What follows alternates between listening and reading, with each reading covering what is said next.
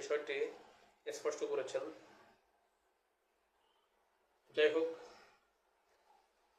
তো শিরকের কারণগুলোর মধ্যে এটা একটি বড় কারণ, আল্লাহ সম্পর্কে মন্দ ধারণা, খারাপ ধারণা পোষণ করা।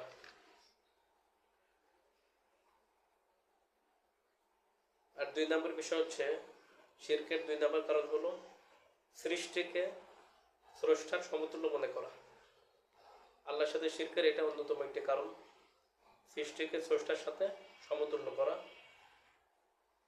এক্ষেত্রে আল্লাহ তাআলা ইরশাদ করছেন, লাইসা কামিসলিহি শাইউন ওয়া হুয়াস সামিউল বাসীর। কোনো কিছুই তার সাদৃশ্য নয়, তিনি সর্বশ্রোতা সর্বদ্রষ্টা। সূরা শুরা 11 নম্বর আয়াত। আল্লাহ তাআলা আরো ইরশাদ করছেন, ওয়ালাম ইয়াকুল লাহু কুফুয়ান আহাদ। আল্লাহ পাকের সমতুল্য কেউ নাই। সূরা বাকারার 22 নম্বর আয়াতে আল্লাহ তাআলা ইরশাদ করছেন, ফালা তাজআলু লিল্লাহি আনদাদা। তোমরা আল্লাহর সাথে কাউকে শরীক করো না। সূরা মারিয়ামের 65 নম্বর আয়াতে আল্লাহ তাআলা ইরশাদ করছেন, হাল তা'লামু লাহু সামিয়্যা।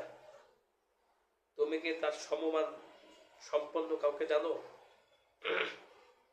তুমি কি আল্লাহ পাকের সমান কাউকে জানো বা জানো? তো এই যে সৃষ্টিকে স্রষ্টার সাথে সমতুল্য করা, এটা শিরকের একটি বড় কারণ। আর একটি কারণ একটু পূর্বে বলেছি, আল্লাহ সম্পর্কে খারাপ ধারণা পোষণ করা। তো কিভাবে সৃষ্টিকে স্রষ্টার সমতুল্য করা হয়, এটা নিয়ে সংক্ষিপ্ত আলোচনা করব।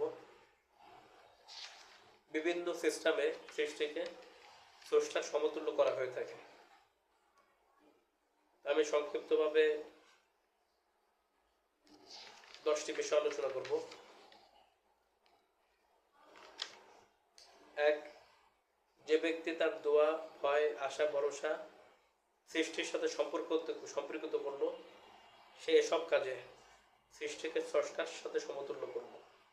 যে ব্যক্তি তার দোয়া, ভয়, আশা, ভরসা সৃষ্টির সাথে সম্পৃক্ত করল, সে এসব কাজে সৃষ্টিকে স্রষ্টার সাথে সমতুল্য করে ফেলল। 2, যে ব্যক্তি তার প্রণয়, বিনয়, দাসত্ব, আনুগত্য সর্বশক্তিমান আল্লাহকে না দিয়ে শক্তিহীন, নিঃস্ব, মুখাপেক্ষী, ব্যক্তিগতভাবে সর্বহারা ও সর্বগুণহীন দাস দাসীকে দিয়ে দিল, ওই দাস দাসীকে সে আল্লাহর সমতুল্য করে দিল।